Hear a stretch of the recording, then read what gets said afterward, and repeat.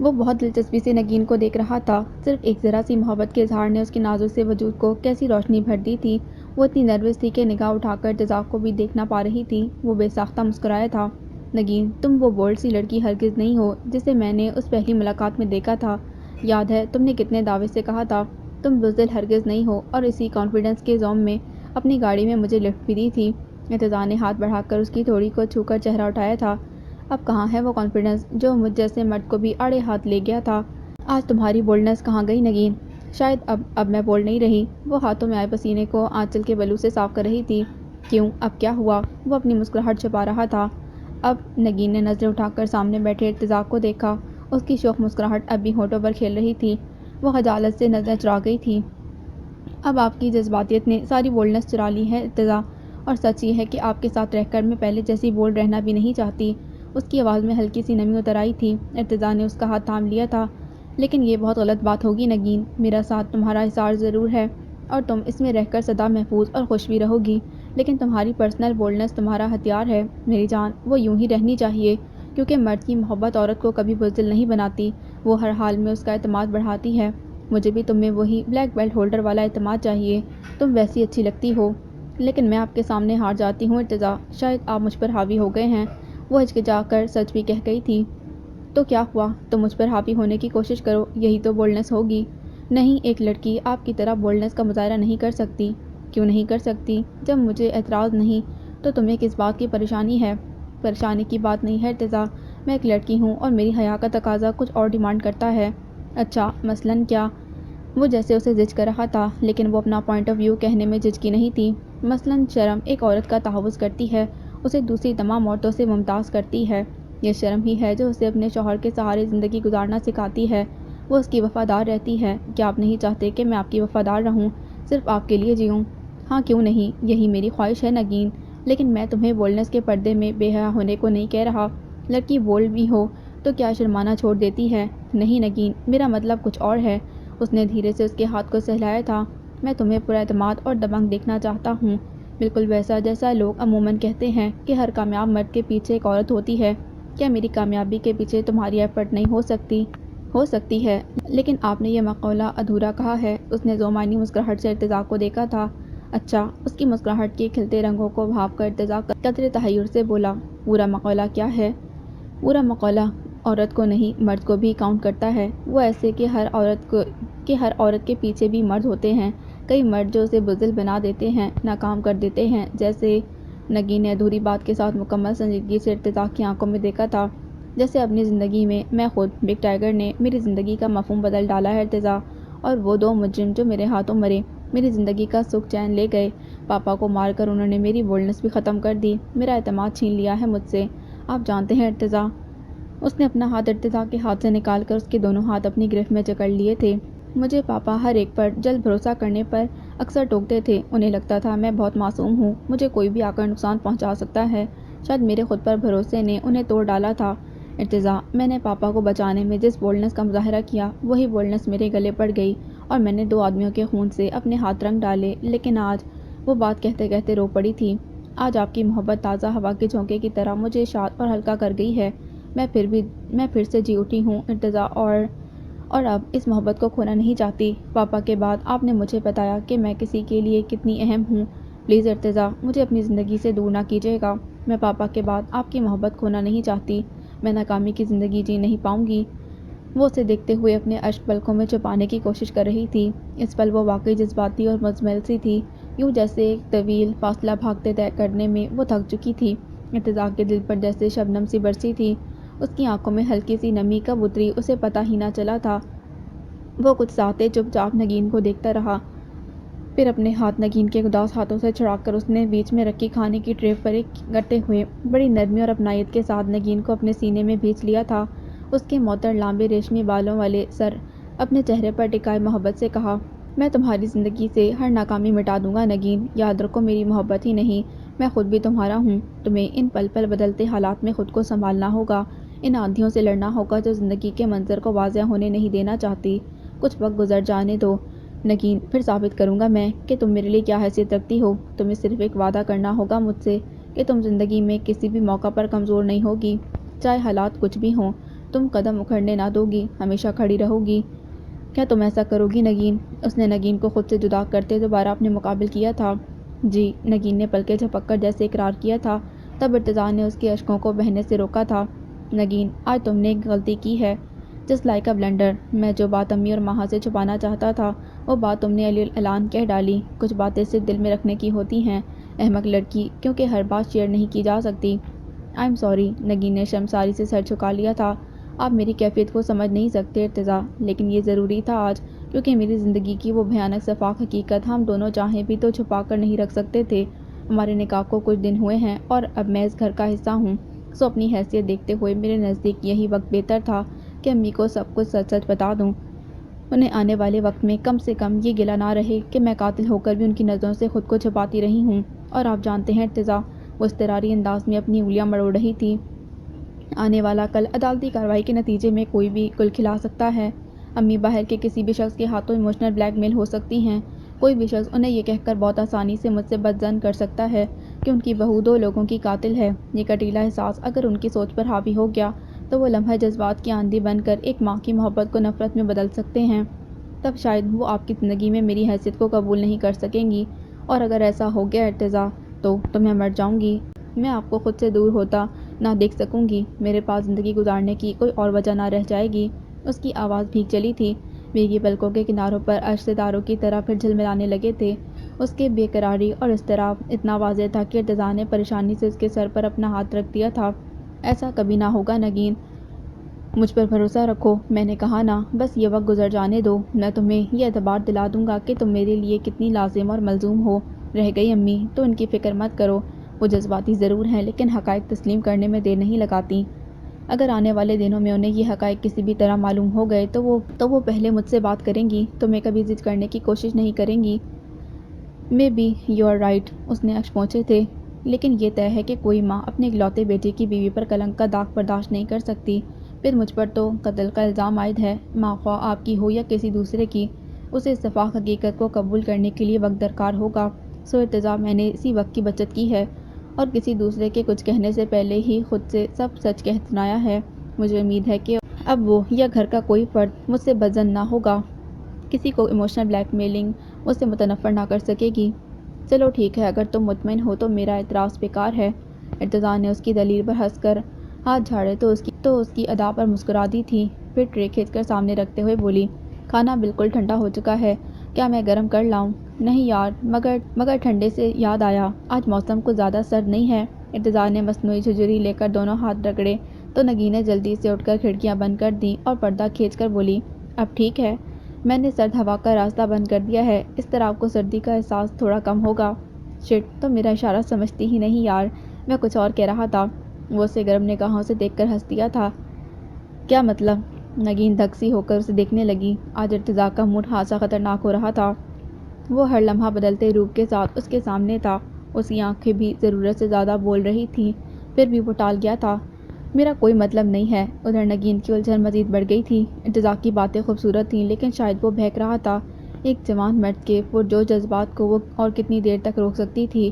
ایک پل کو اسے لگا کہ ارتضیٰ کے کمرے میں آ کر ٹھہرنا اس کی غلطی ہو، لیکن پھر بھی اسے ارتضیٰ پر بھروسہ کرنا تھا۔ اس نے نگین سے وعدہ کیا تھا کہ وہ نگین کی چاہت اور اجازت کے بغیر کوئی جذباتی قدم نہیں اٹھائے گا۔ وہ دھک دھک کرتے دل کے ساتھ کچھ سنجیدہ ہو کر بیٹھ گئی تھی۔ اس کی اچانک سنجیدگی نے ارتضیٰ کو فوری خبردار کیا تھا۔ وہ نگین پر اچھڑتی نگاہ ڈالتے کھانے کی طرف متوجہ ہو گیا، ٹرے کا جائزہ لیتے ہوئے بولا، جسٹ ریلیکس نگین، اپنے دل کا ہر اندیشہ جھٹک دو، میں اتنی جلدی بہکنے والوں میں سے نہیں ہوں، مجھے خود پر اپنے جذبات پر مکمل کنٹرول رہے گا، میں کوئی بے ایمانی نہیں کروں گا۔ اچھا لگتا تو نہیں ہے؟ وہ جوڑ کیے بغیر نہ رہ سکی تھی۔ کیوں؟ Why don't you believe me? اس نے لقمہ منہ میں ڈالنے کے بجائے ہاتھ روک لیا تھا، کیونکہ آپ نے اپنا ٹرسٹ خود توڑا ہے۔ چند منٹ پہلے کی جانے والی فضول حرکت پر وہ نظریں چرا گئی تھی۔ اچھا وہ حرکت، وہ بے اختیار ہنسا تھا، وہ فضول کہاں تھی، وہ محض چارج تھا۔ یہ اچھا کہا، کیا چارج کی آڑ میں آپ ہر بار ایک نئی واردات کرتے جائیں گے؟ وہ جل ہی تو گئی۔ ادھر ارتضیٰ کو بے تحاشا ہنسی آئی تھی، اس نے پلیٹ پرے کر دی۔ بھئی واہ، کیا لفظ استعمال کیا ہے تم نے، واردات، سچ نگین مزہ آ گیا، اس میں اتنا انجوائے کرنے کی کیا بات ہے؟ پولیس والوں کو اسی قسم کے لفظوں کے استعمال پر ہی اصل بات سمجھ میں آتی ہے۔ وہ برا مان کر بولی تو ارتضیٰ نے خود پر قابو پاتے ہوئے اس کے سرخ پڑتے چہرے کو دلچسپی سے دیکھا تھا۔ وہ خاصی بہرم سی تھی۔ لیکن تم ایک پولیس آفیسر کے سامنے خود کو لوز کیوں کر رہی ہو جانے من؟ میں خود کو نہیں، اپنے ٹیمپرامنٹ کو لوز کر رہی ہوں، وہ بھی جائز بات پر، سمجھے آپ؟ اس کی جھنجھلاہٹ پر ارتضیٰ ہنس پڑا تھا۔ آئی ایم امپریسڈ نگین۔ ارتضیٰ علی، آپ کا ریئیکشن مجھے اچھا لگا، تھینکس۔ اب ایک ایکشن بھی ہوگا، آج میں مہا کے ساتھ سوؤں گی۔ وہ فوراً ہی اٹھ گئی، اس کی سنجیدگی ضرورت سے زیادہ تھی۔ ارتضیٰ کو سنجیدہ ہونا پڑا۔ ایز یو وش، میری طرف سے کوئی پابندی نہیں ہے، تم چاہتی ہو تو ضرور سو جاؤ۔ نگین نے بے یقینی سے مڑ کر اسے دیکھا، وہ سنجیدگی سے کہہ رہا تھا۔ اس نے بیڈ پر پڑے تکیے کو آگے ہو کر اٹھایا اور دروازے کی طرف بڑھ گئی۔ اس بار وہ کچھ خفا سی تھی۔ سنو، ارتضیٰ کی آواز نے اسے روکا تھا، یہ برتن بھی لیتی جاؤ، مجھے کھانا نہیں کھانا، میں بوا کو بھیجتی ہوں، اس نے رسان سے کہا اور کمرے سے نکل گئی۔ 5 منٹ کے گزرتے ہی بوا کمرے میں داخل ہوئی تھی، لیکن وہ اکیلی نہیں تھی، نگین ان کے ہمراہ تھی۔ اس کا منہ بدستور پھولا ہوا تھا۔ ارتضیٰ حیرت سے دیکھنے لگا، پھر بے اختیار بولا، واٹس رانگ ود یو؟ ارے رانگ شونگ کیا؟ نگین کی جگہ بوا بولی تھی، تم یہ گھٹ پٹ بعد میں کر لینا، پہلے دلہن سے صلاح کر لو، بھلا یوں بھی کوئی لڑتا ہے نئی نویلی دلہن سے؟ کوئی دیکھے گا تو کیا کہے گا؟ یہی نا کہ بیوی کو تکیے سمیت کمرے سے نکال دیا تم نے؟ ارے میں نے نکال دیا؟ وہ سینے پر ہاتھ رکھ کر سوال پوچھ رہا تھا۔ تو اور کس نے؟ یہ دن لڑائی جھگڑے کرنے کے نہیں ہوتے ارتضیٰ، حد کر دی تم نے۔ انہوں نے خفگی سے اسے دیکھا اور نگین کو اس کی طرف دھکیل کر بولی، لے سنبھال اسے، تیرے بغیر یہ نیچے مہا کے ساتھ سوتی اچھی لگے گی بھلا؟ پگلے، بیوی شوہر کا لباس ہوتی ہے اور اسے اپنے پاس ہی رکھا جاتا ہے، سمجھا کہ نہیں؟ او گاڈ! ارتضیٰ کے کان گرم ہو گئے، اس نے سٹ پٹا کر بوا کو دیکھا تھا۔ آپ واقعی بوڑھی ہو گئی ہیں بوا، اناپ شناپ جو منہ میں آتا ہے بس بولے جاتی ہیں۔ اب میں نے کیا کہہ دیا لڑکے، بیوی تمہاری ہے تو تمہارے پاس ہی رہے گی نا، بہن کے پاس کیوں بھیجا اسے؟ وہ تندی سے بولی اور نشم پشم باہر نکل گئی تھی۔ ان کے جاتے ہی نگین نے تکیہ پلنگ پر پٹک دیا تھا، اب بولچی کھڑی تھی۔ ارتضیٰ کے ہونٹوں پر بڑی چمکیلی مسکراہٹ اتری تھی، اسے تاکتے ہوئے بولا، ثابت ہوا کہ دنیا گول ہے، سو مائی ڈیئر وائف، آپ کے سارے راستے گھوم گھما کر میری طرف ہی آتے ہیں، مجھ پر اعتبار کرو یا نہ کرو، وہ سب تمہیں مجھ سے دور جانے نہیں دیں گے، just keep quiet, I am not in a good mood, وہ چلاہٹ سے بولی اور پلنگ کے انتہائی کنارے پر ارتضیٰ سے ہٹ کر لیٹ گئی تھی۔ اس کے اس احتجاجی انداز پر وہ کھل کر بے ساختہ ہنسا تھا۔ اس کی مخالف سمت میں آ کر بیڈ کی دوسری طرف بیٹھتے ہوئے شوخی سے بولا، اب اتنے کنارے پر نہ لیٹو میری جان، تھوڑا پیچھے گھسک لو ورنہ نیچے گر جاؤ گی۔ نگین نے چہرہ موڑ کر ایک جلتی نگاہ اس کی طرف اچھالی، پھر غصے سے بلینکٹ سر تک کھینچ کر آنکھیں موند لی تھی، گویا وہ اپنی ضد پر قائم تھی۔ ارتضیٰ نے مسکرا کر بے نیازی سے کندھے اچکائے اور کمرے کی لائٹ آف کر دی۔ فون کی تیز بیپ پر ارتضیٰ کی نیند میں خلل ڈلا تھا۔ اس نے الجھ کر مندی آنکھوں سے ریڈم ڈائل واچ کی طرف دیکھا، 7 بج چکے تھے، سردی کا ایک اور ٹھٹھرتا دن طلوع ہو رہا تھا، ابھی سورج کو نکلنے میں دیر نہیں ہوئی تھی۔ اس نے بجتی بیپ کے تواتر سے بیزار ہو کر اٹھنے کی کوشش کی تو بازو پر دھرے دراز زلفوں والے سر نے اس کی کوشش کو ناکام کر دیا تھا۔ وہ چونک سا گیا۔ نگین اس کے پہلو میں موجود تھی اور پرسکون نیند میں ڈوبی ہوئی تھی۔ اس کا ایک بازو ارتضیٰ کی کمر میں حائل تھا اور دوسرا اپنے ہی وجود تلے دبا ہوا تھا۔ وہ ارتضیٰ کے بازو پر سر رکھے بے حد قریب تھی، جانے کب کروٹ بدل کر وہ انجانے میں اس قدر پاس آ گئی تھی۔ ارتضیٰ کو بے اختیار ہنسی آ گئی تھی۔ رات وہ اس کے بیڈ پر سونے پر آمادہ نہ تھی اس پر، بلکہ اس کی نیت پر اعتبار کرتے ڈر رہی تھی، اور اب نیند میں آپ ہی ارتضیٰ کی باہوں کے حلقے میں سمٹ آئی تھی۔ اس کا چہرہ کھلے لامبے بالوں میں گم تھا۔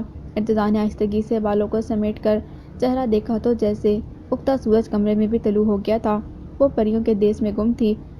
ارتضیٰ اپنے سارے اختیار اور وعدے بھول کر اس پر جھک گیا تھا۔ پھول سے ماتھے پر محبت بھرا گرم بوسہ محسوس کرتے ہی کسمسا کر نگین نے پٹ سے آنکھیں کھولی تھیں۔ وہ ابھی نیند کے غبار میں تھی۔ اپنے اوپر جھکے ارتضیٰ کو دیکھ کر بڑی کوملتا سے مسکرائی اور پھر گھسک کر کچھ اور ساتھ آ لگی۔ دوسری طرف ہی ساتھ ذہن نے جیسے ارتضیٰ کی شناخت کروائی تھی، وہ بے ساختہ ایک جھٹکے سے اٹھ بیٹھی تھی۔ اسے فوری طور پر اپنی پوزیشن کا احساس ہوا تھا۔ او گاڈ! وہ ارتضیٰ کی باہوں میں تھی، اس کے بہت قریب۔ نگین کا سر از خود جھک گیا تھا، اب وہ پشیمان سی تھی۔ Good morning sweetheart! Irtaza نے شرارت سے جھک کر اس کا گلابی ہوتا چہرہ دیکھا اور فون کی طرف بڑھ گیا، جو ایک بار آف ہو کر پھر سے ٹو ٹو کرنے لگا۔ نگین کے وجود سے چنگاریاں اٹھ رہی تھیں، گال دہک رہے تھے۔ وہ سوچ بھی نہ سکتی تھی کہ اپنی کہی کو رد کر کے وہ انجانے میں اس کے اتنے قریب آ جائے گی۔ رات موسم کی ٹھنڈک نے کام کر دکھایا تھا۔ وہ اس لمحے ارتضیٰ کی بات کے اصل مفہوم کو سمجھ پائی تھی، وہی موسم کے سرد ہونے کی بات جس کا جواب وہ رات کو ٹال گیا تھا۔ ہیلو! دوسری طرف ارتضیٰ نے سرکاری فون کا ریسیور اٹھا کر اپنے ہونے کا اظہار کیا۔ میں ایس پی رانا بات کر رہا ہوں سر۔ خیریت رانا، آج صبح صبح کون سی نیوز مل گئی تمہیں؟ سر نیوز نہیں ملی، بلکہ ایک مشکل آ پڑی ہے۔ وہ بیزار سا تھا۔ ارتضیٰ چوکنا ہو گیا۔ کون سی مشکل؟ سب ٹھیک تو ہے نا؟ سر ICU یونٹ کے باہر فراز صاحب کی والدہ موجود ہیں. ڈاکٹر کی اجازت کے باوجود ڈیوٹی انسپکٹر صفدر انہیں اندر جانے کی اجازت نہیں دے رہا. وٹ ارتضیٰ پر حیرت ٹوٹ کر برسی تھی. فراز کی بازیابی کی اطلاع اس کی والدہ کو کس نے دی ہے رانا؟ آئی ڈونٹ نو سر. وہ رات گئے ہسپتال پہنچ گئی تھیں. بہت بے قرار اور پریشان تھیں. ان کی آہو پکار کے باوجود سب انسپکٹر صفدر نے انہیں فراز تک پہنچنے نہیں دیا. تب وہ ہنگامہ برپا کر کے بیٹھ گئی. سر وہ خاتون اب بھی روئے جا رہی ہیں. سب سپاہیوں کے پاؤں پکڑ رہی ہیں کہ انہیں اندر جانے دیا جائے. وہ بار بار کہہ رہی ہیں کہ جسٹ شٹ اپ رانا. آپ یہ سب کچھ مجھے اب بتا رہے ہیں. رات کیا گونگے کا گڑ کھا کر بیٹھے تھے جو اب ایک بے کس ماں کی فریادوں نے آپ کو پتھر کا بنائے رکھا. ارے کیسے انسان ہیں آپ لوگ. وہ دھاڑا تھا. Sorry sir but that is your orders کہ فراز کے پاس کوئی پرندہ بھی پر نہ مارے. Keep your mouth shut. وہ پرندہ نہیں فراز کی ماں ہیں. انہیں کیوں روکا تم نے اندر جانے سے؟ لیکن سر ہم آپ کے آرڈر کی وجہ سے. آئی سے شٹ اپ رانا. بھاڑ میں گیا آرڈر. کیا انسانیت نہیں ہے تم میں؟ آرڈر کی آڑ میں ایک بیچاری بیوہ عورت کو رات بھر رلایا ہے تم نے. کیا میرے آرڈر میں یہ مینشن تھا کہ فراز کی ماں آئے تو اندر جانے مت دینا؟ How stupid you are. تمہاری لاپرواہی ناقابل برداشت ہے رانا. Shame on you. یہ فون تمہیں رات کو کرنا چاہیے تھا. سوری سر وہ منمنایا تھا. بکواس بند کرو. ارتضیٰ کا موڈ آف ہو چکا تھا. فوراً انہیں احترام سے اندر کمرے میں لے جاؤ اور انہیں ہر طرح سے فیسیلیٹیٹ کرو. وہ ایک بوڑھی ماں اپنے اکلوتے بیٹے سے نہیں ملے گی تو کس سے ملے گی؟ کتنا بڑا گناہ ڈال دیا ہے تم نے میرے کھاتے میں. کیسے بھرپائی کر پاؤں گا میں اس کی؟ بولو. Sorry sir. وہ ایک لفظ کی گردان کر رہا تھا. اور سنو رانا. ارتضیٰ نے غصے سے اسے پکارا تھا. اپنی نگرانی میں اس خاتون کو فراز کے پاس لے کر جاؤ.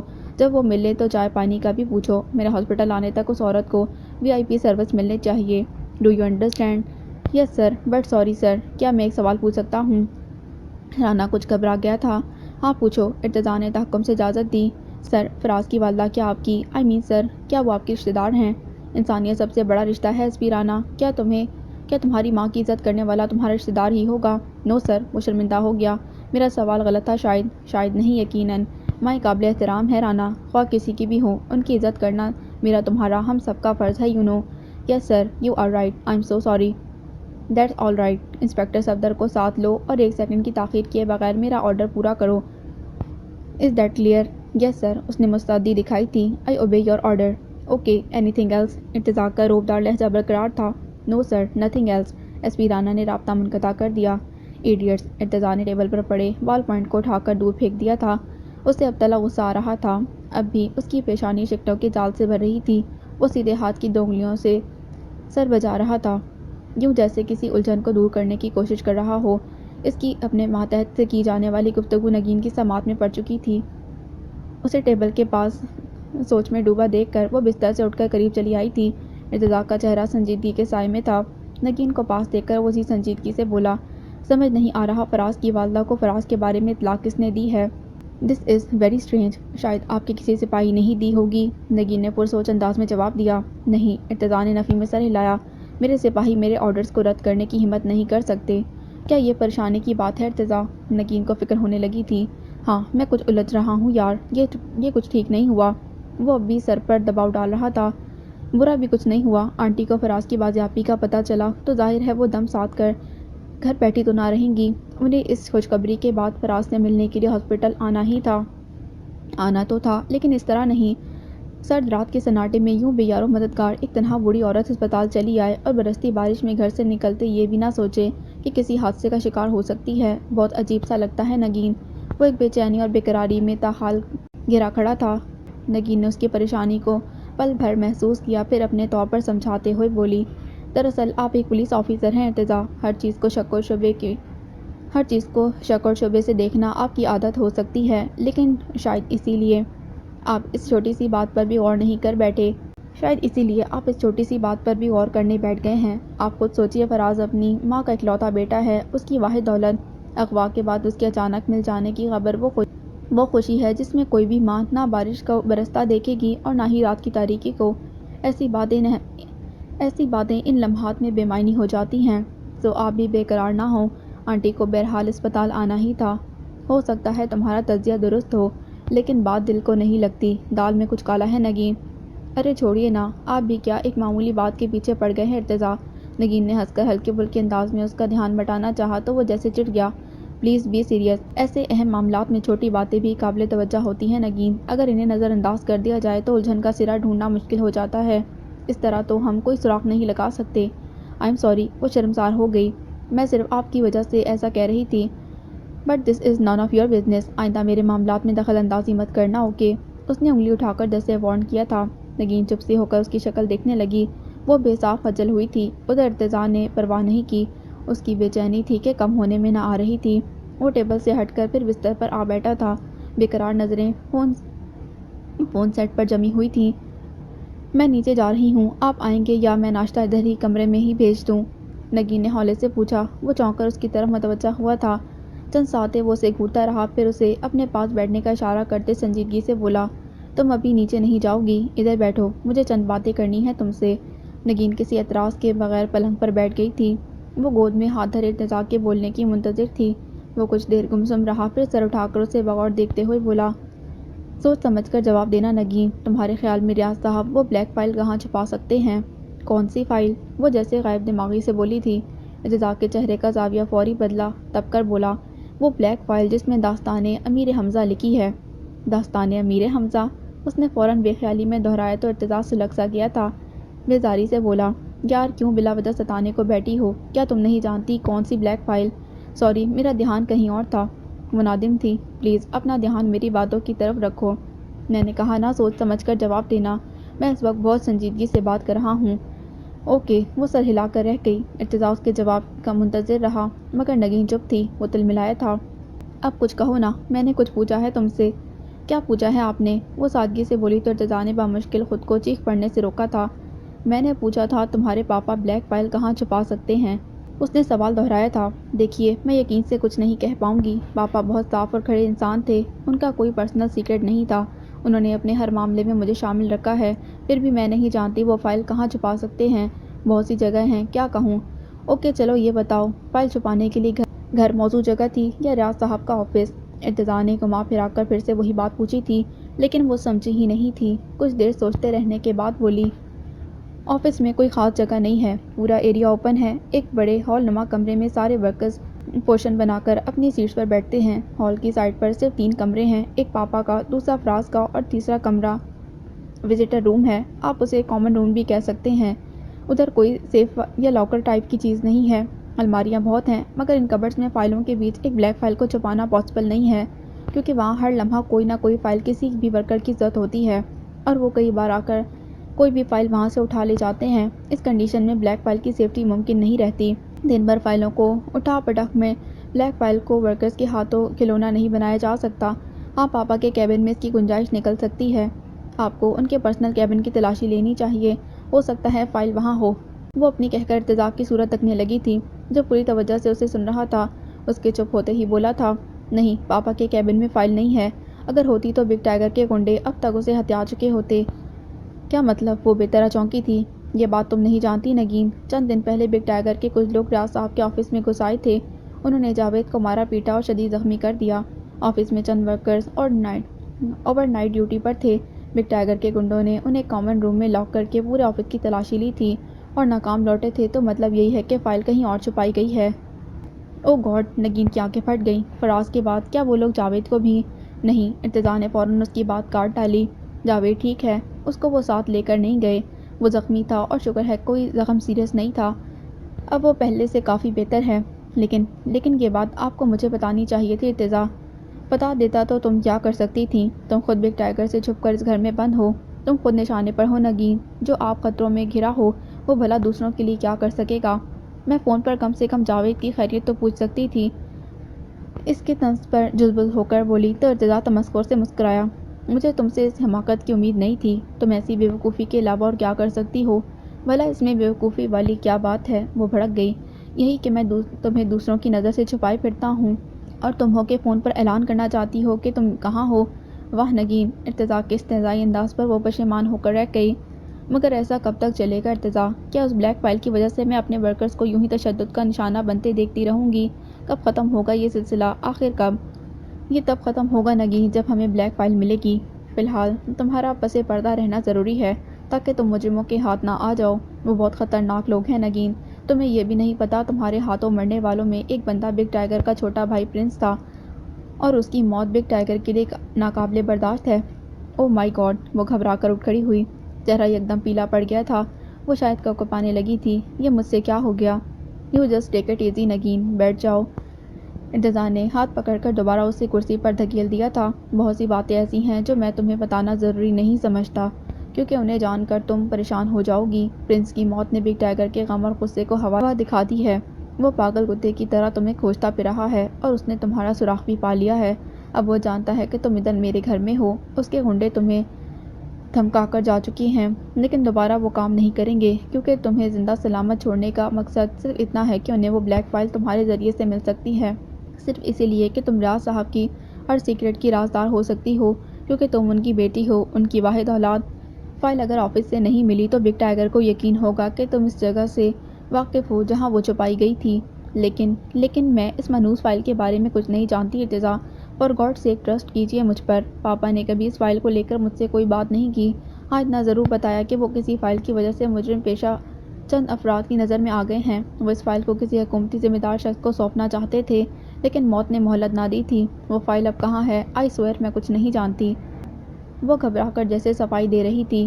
خوف و ہراس نے اس کے وجود کو ڈھانپ لیا تھا۔ وہ انکشاف کہ بگ ٹائیگر کا چھوٹا بھائی اس کے ہاتھوں مارا جا چکا ہے بے حد جان لیوا تھا۔ اب تو اسے مجرموں کے ہاتھ سے بے موت مرنے کا خوف لاحق ہو چکا تھا۔ اسے یقین تھا کہ وہ اندھیرے کے تیر سے شکار کی جائے گی۔ نگین اس پر لاچارگی اور بے کسی کی تصویر دکھائی دے رہی تھی۔ ہیو سم پیشنس نگین، تم بزدل نہیں ہو اور نہ ہی مجرموں کے کسی حربے سے خوف کھا سکتی ہو، پھر خود کو لوز کیوں کر رہی ہو؟ ارتضیٰ نے نگین کا ہاتھ اپنے ہاتھوں میں لیتے جیسے تسلی دی تو وہ سراسیمگی سے اس کی صورت تکنے لگی تھی۔ آنکھوں میں نمی اتر آئی تھی۔ اب یہ رونا دھونا نہیں چلے گا میری جان۔ ارتضیٰ نے محبت سے اس کے ہاتھ اپنے ہاتھوں میں جھلائے تھے۔ کل کہا تھا نا تم سے کہ مجھے تمہاری بولڈنس اچھی لگتی ہے، سو تمہیں ویسا ہی بننا ہوگا، پہلے جیسا بولڈ اور پر اعتماد۔ لیکن کیسے ارتضیٰ؟ میں اتنے خوف و ہراس میں خود کو پر اعتماد کیسے رکھ سکتی ہوں؟ وہ بے بسی سے بولی تھی۔ میری محبت کے سہارے جانم، تمہیں میری چاہت کو پا کر اس اعتماد کو بحال رکھنا ہوگا نگین۔ ارتضیٰ نے محبت سے اس کا ہاتھ اپنے چہرے پر لگا لیا تھا۔ تم جانتی ہو نا میں کتنی محبت کرتا ہوں تم سے، اور یاد رکھو جب کوئی کسی کو چاہتا ہے تو چاہت کا وہ احساس انسان کے اندر ایک الاؤ سا دہکا دیتا ہے۔ اس الاؤ کی تمازت محبت میں اعتماد بھر دیتی ہے۔ تمہیں بھی اسی اعتماد کے سہارے خود کو نڈر بنانا ہوگا، لیکن یہ بہت مشکل کام ہے ارتضیٰ۔ میں بہت ڈرپوک لڑکی ہوں اور یہ بدلتا وقت مجھ میں مزید خوف بڑھاتا جا رہا ہے۔ یہ اور بھی برا ہے نگین۔ میں اپنی محبت کی بات کر رہا ہوں۔ محبت انسان کو جینا سکھاتی ہے، اس کے دل میں عزم اور ہمت کے دیپ جلاتی ہے، اور آج جب میں تمہارے ساتھ ہوں تو خود کو کمزور سمجھ کر کیا ہوگا؟ تم چاہو تو اپنے دشمن پر غالب آ سکتی ہو نگین، بس اس کے لیے تمہیں خود کو سنبھالنا ہوگا اور اپنے آپ کو یہ باور کروانا ہوگا کہ تم اپنے پاپا کے قاتلوں کو زیر کر لو گی، انہیں وہ فائل ہتھیانے نہیں دو گی۔ لیکن وہ فائل میرے پاس نہیں ہے Irtaza. Y don't you understand? وہ زچ ہو گئی تھی۔ میں جانتا ہوں وہ تمہارے پاس نہیں ہے، لیکن اسے تم ڈھونڈ سکتی ہو نا؟ کہاں ڈھونڈوں؟ آخر کہاں سے ڈھونڈ کر لاؤں اس فائل کو، جبکہ آپ کہہ رہے ہیں کہ وہ آفس میں بھی نہیں ہے؟ اگر آفس میں نہیں ہے تو گھر پر ہوگی، کسی بینک کے لاکر میں ہوگی، گھر کے سیف میں ہوگی، کہیں تو ہوگی نا یار۔ ارتضیٰ نے اس کے رخسار پر ہولے سے ہاتھ پھیرتے ہوئے نرمی سے کہا۔ بس ہمیں وہ ڈھونڈنی ہے نگین، فوز کی تلاش میں کتنی مشکلات کا سامنا کیوں نہ کرنا پڑے۔ تمہاری آئندہ زندگی اور اس سے جڑے سکھ چین کے لیے اس فائل کا حصول بے حد ضروری ہے، اور تم سے زیادہ اس قوم کی حفاظت کے لیے اس فائل کو ڈھونڈنا ہوگا۔ پلیز ہیلپ می نگین، تم میرا ساتھ دو۔ مجھے بتاؤ کہ تمہارے خیال اور انداز کے مطابق ریاض صاحب وہ فائل کہاں اور کس جگہ چھپا سکتے ہیں؟ ارتضیٰ کی محبت اور دلاسوں نے نگین کو ایک حوصلہ سا بھر دیا تھا۔ وہ اس کے سوال پر چند لمحے سر جھکائے کچھ سوچتی رہی، پھر دھیرے سے بولی۔ میرے خیال کے مطابق پاپا وہ فائل گھر کے سوا اور کہیں نہیں چھپا سکتے، کیونکہ بینک کے لاکرز اور سیف وغیرہ مشترکہ تھے۔ پاپا اور میرا اکاؤنٹ بھی مشترک تھا۔ وہ اس فائل کو مجھ سے بھی چھپا کر رکھنا چاہتے تھے، اسی لیے وہ کسی لاکر یا سیف میں ہرگز نہیں ہوگی۔ آپ مجھے ایک بار گھر جانے دیجیے ارتضیٰ، میں اسے ڈھونڈ لوں گی۔ اگر وہ گھر میں ہی چھپائی گئی ہے تو یقین کیجیے میری نظر سے چھپ نہ سکے گی، میں اسے تلاش کر لوں گی۔ اس کا انداز پرزور تھا۔ ارتضیٰ اسے دیکھتا رہا۔ نگین امید بھری نظروں سے اس کی ہاں کی منتظر تھی، لیکن وہ چپ بیٹھا تھا۔ لمحوں کی خاموشی کے بعد بولا، ابھی تمہارا وہاں جانا ٹھیک نہ ہوگا نگین۔ دشمن ہر لمحہ باخبر ہے، انہیں یہ بھنک پڑ گئی کہ تم گھر سے نکل کر کہیں جانا چاہتی ہو تو وہ کچھ بھی کروا سکتے ہیں، یا کوئی نئی سچویشن سامنے آ سکتی ہے جو خطرے سے خالی نہ ہوگی۔ مائی فٹ، کیا کروا سکتے ہیں وہ لوگ؟ وہ جیسے بھڑک کر بول اٹھی تھی۔ جان سے مار سکتے ہیں نا تو مار دیں مجھے، اب بھی کون سا جی رہی ہوں۔ خوف کے سائے میں زندگی گزارنا موت سے بدتر ہے ارتضیٰ۔ اچھا ہے بگ ٹائگر اپنے بھائی کا بدلہ لے کر مجھے میرے ضمیر کے بوجھ سے آزاد کر دے، میں تو خود بھی اذیت کے حصار سے نہیں نکل پا رہی ہوں۔ انجانے میں سرزد ہونے والا جرم دل اور دماغ پر بوجھ بن کر بیٹھا ہے۔ اچھا ہے وہ مجھے مار ڈالے، میں بے کسی اور لاچاری کے گندے احساس کے ساتھ زندہ نہیں رہ سکتی۔ اب چاہے کچھ بھی ہو میں پاپا کے مشن کو پورا کروں گی، میں فائل ضرور تلاش کروں گی۔ اب وہ فائل میرا مقصد بلکہ میری ضد ہوگی۔ ارتضیٰ پلیز مجھے میرے گھر جانے دیجیے۔ Wow what a change, that's like my sweetheart. اس کے جوش پر ارتضیٰ نے مسکرا کر نگین کا جوش بڑھا دیا تھا۔ ہاں مجھے یہی بولنا چاہیے تھی تم سے۔ اب ہو تم نگین ارتضیٰ علی جو ایک پولیس آفیسر کی محبت ہے، بااعتماد، باحوصلہ اور پرجوش۔ اب تم وہ کر سکتی ہو جو چاہتی ہو۔ I am proud of you my love. Irtaza نے آگے ہو کر بے اختیاری سے اس کے ماتھے پر بوسہ دیا تھا۔ نگین لجا کر رہ گئی۔ اس پل ارتضیٰ کی محبت بلا شبہ بے حد بھرپور اور گداز تھی، اور وہ جو کہہ رہا تھا دل کی گہرائی سے کہہ رہا تھا۔ نگین غور کرو تھوڑا، ذہن پر زور دو کہ وہ کون سی خاص جگہ ہیں جہاں فائل چھپائی جا سکتی ہے۔ ارتضیٰ نے پھر بات کا رخ ادھر ہی موڑ دیا تھا۔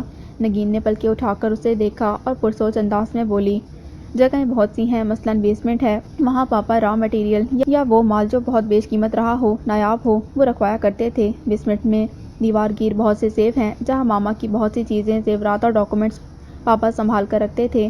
بیسمنٹ کی سیڑھیاں بڑی مہارت اور فنکاری سے ڈیزائن کی گئی ہیں۔ ان کا راستہ پاپا کے کمرے میں لگی اس قدادم تصویر کے پیچھے ہے جو بیڈ کے بائیں طرف دیوار پر آویزاں ہے۔ گڈ، یہ بہت اہم جگہ ہے، تم نے بہت درست نشاندہی کی ہے نگین۔ ارتضیٰ نے سراہا تو وہ فوراً بولی تھی، اور دوسری جگہ وہ الماری ہے جو بظاہر کتابوں سے بھری دکھائی دیتی ہے۔ یہ الماری اسٹڈی میں ہے، اسٹڈی میں اور بھی بک ریکس ہیں، لیکن وہ واحد الماری دراصل ایک ریوالونگ ڈور ہے۔ اسے گھماؤ تو پیچھے ایک آہنی سیف فٹ کیا گیا ہے۔ اس میں فورن کرنسی، ماما کے بے حد قیمتی زیورات اور جائیداد کے کاغذات وغیرہ رکھے ہوئے ہیں، اور اس کا لاک خفیہ کوڈ نمبر سے کھلتا ہے۔ That's another important place Nageen, کیا اس خفیہ کوڈ نمبر سے تمہیں آگاہی ہے؟ جی، وہ کوڈ نمبر صرف میں اور پاپا جانتے ہیں۔ وہ آئرن سیف ہمیشہ پاپا ہی کھولتے تھے، میں نے اسے کبھی نہیں کھولا، لیکن اس کے لاک کے نمبرز مجھے بخوبی یاد ہیں۔ دیٹس گریٹ، اور کوئی جگہ؟ ارتضیٰ کی دلچسپی بڑھ رہی تھی۔ نگین کچھ دیر سوچ میں ڈوبی رہی، پھر قدرے جوش سے بولی تھی، اور ہاں ایک اور جگہ بھی بہت اہم ہے ارتضیٰ۔